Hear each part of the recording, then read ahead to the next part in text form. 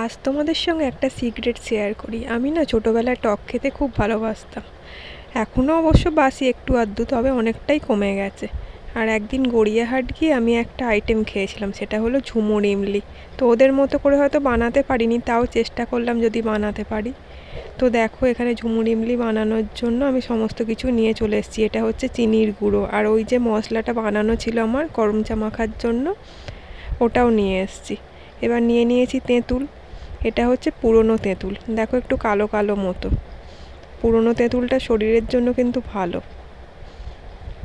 তো তেঁতুলটা নিয়ে নিলাম কড়ার মধ্যে। এবার সমস্ত মশলা আছে এখানে। প্রথমে দিয়ে দিচ্ছি সাধারণ লবণ, তারপর দিয়ে দিচ্ছি অল্প একটু বিট লবণ, আর তারপর দিয়ে দিচ্ছি কাশ্মীরি রেড চিলি পাউডার।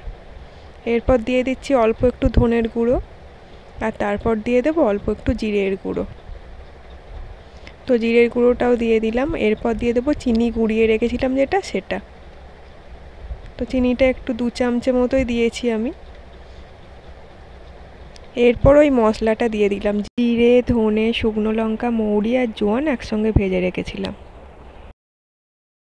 সমস্ত মশলা দেওয়ার পর ওপর থেকে অল্প একটু কাশ্মীরি রেড চিলি পাউডার ছড়িয়ে দিলাম। আমার মনে হচ্ছিল রঙটা একটু কম হয়েছে, তাই আরও একবার দিয়ে দিলাম।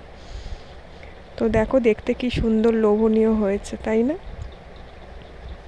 এবার পুরোটা ভালো করে মিশিয়ে নিতে হবে। ভালো করে তেঁতুলের সঙ্গে মশলাটা মেখে নিচ্ছি আমি।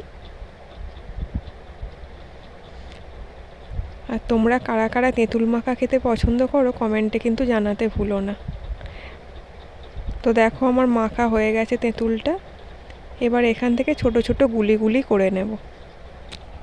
আরে দাঁড়াও দাঁড়াও, এখনও কিন্তু পুরোটা শেষ হয়নি। পুরো ভিডিওটা তোমরা দেখতে থাকো। এইভাবে কয়েকটা গুলি করে নেব, আর তারপর প্রসেসটা দেখিয়ে দিচ্ছি তোমাদের, চলো। আর আমার মিনি কিচেনের ভিডিও দেখতে তোমাদের কেমন লাগছে সেটা কিন্তু জানিও। তো দেখো, বেশ কয়েকটা গুলি করে নিয়েছি। এবার ওপর থেকে অল্প করে একটু চিনির গুঁড়ো ছড়িয়ে দিচ্ছি। তেঁতুল তো ভীষণই টক, যদিও আমি মাখার সময় চিনি দিয়েছিলাম, তাও ওপর থেকে চিনি গুঁড়োটা দিলে খেতে কিন্তু খুব ভালো লাগবে। তো 2 থেকে 3 চামচ মতো চিনির গুঁড়ো আমি ছড়িয়ে দিলাম।